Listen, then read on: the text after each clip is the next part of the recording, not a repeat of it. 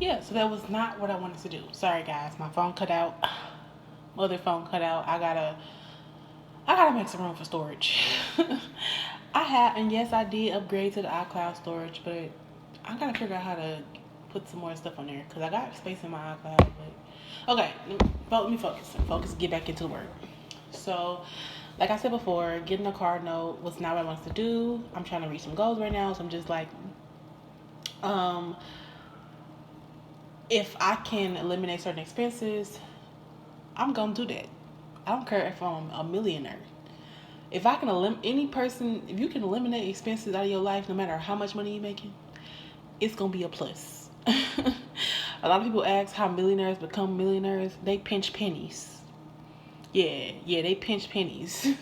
I'm not talking about living out of fear, but I'm talking about just being a good steward, right? So, um, I didn't want to do that, and yeah, so I kind of just let it go. I was like, Lord, well, you heard me. You know that this is a concern. You told me that to start. You gave me some prophetic instructions to follow. I'm gonna release those after the fact. I kind of like to wait until God does it because just no extra warfare, right? Um, but the Lord gave me some instructions and it required me to have a car in order to do them, right? And I told him that week, I was like, I prayed about it, and y'all, that same week, God opened a door to where I was able to get a car with no car note. Yeah, this, if God did it before, He can do it again. If God did it before, He can do it again. Guys, this is the third car that I have had and did not have to worry about a car note. The Lord is answering prayers. Okay, He's been answering them. He's been answering them. But the Lord in this time, He's giving out instructions. So don't worry about, if the Lord told you to move, don't worry about, oh God, well, they want this deposit and this is net and rent is going up, God, because of the pandemic and different things like that, God. Or if God told you, okay, you told God, hey, I want to buy a house or something, like, but it's like, God, right now all this stuff going on in the housing market, how I'm gonna find this, how I'm gonna do this.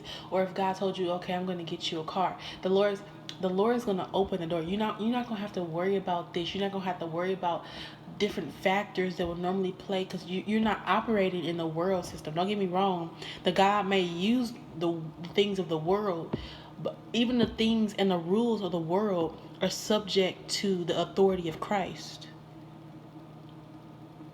Perfect example of this is when the tax collector came to Jesus and he was like, you owe taxes. What did Jesus do? This was insane. Jesus went to the river. He picked up the first fish that he found, opened the mouth of the fish, and there was a gold coin. He took the gold coin and he gave it to the tax collector.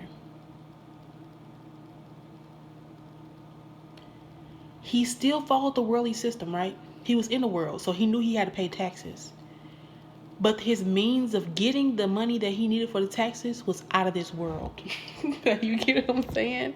Do you get what I'm saying? The means for him to get to get the money he needed to pay the taxes was out of this world. Right? Who just goes up to a fish, finds and that's storybook stuff. Okay? This stuff you see in fantasy books. And that's so cool, like, that he just did that. Like, just imagine being a tax collector and just be like, all right, I got your money. And he going to the fish. You're like, oh, this dude, he's definitely finna jump in the river and swim away. He's finna try to outrun it. Like, so I would have been like close, like, where you going? Where you going, Jesus? But this poor tax collector did not know who he was talking to. He didn't know he was talking to Jesus, the Kings of Kings, the Lord of Lords, the person who has walked on streets of gold. Right? So don't be surprised, y'all, when God begin to open certain doors and He begin to do certain things and it's out of this world. And if and even if you be like, okay, God bless me this time with that kind of prayer, is He gonna do it again? Yeah, if He did it before, He did it again. Guys, this is my third car. My third car. Third car. and me not having to get a car note.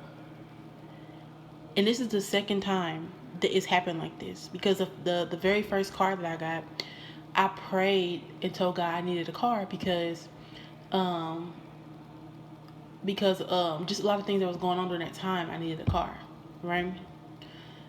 And that same week, I woke up one morning and God whispered in my ear. He said, "Too much is given, much is required."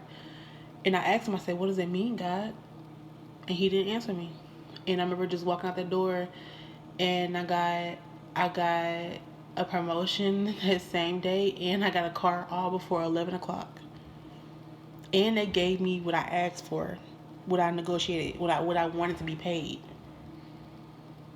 So God is the God of the the the crazy, the insane. Okay, God will give you favor with God. You will have favor with God and favor with man, and that's the kind of time we are in. And I'm gonna release also another word that He's put in my heart. God has just been kind of releasing so many words to me, and honestly, I've been trying to keep up. I'm completely honest, because the Spirit of God, but the Holy Spirit He's such a good friend. He's such a good helper that when I forget to release a word or I forget to say something, like He reminds me, like, "Oh my God, you forgot to do that." Oh yeah, I forgot about that. Because you get caught up in your day to day stuff and you forget to do certain things. And Holy Spirit, He's always faithful friend to make sure don't forget to do this. And so that's it for this word, guys. I love you guys. Be blessed.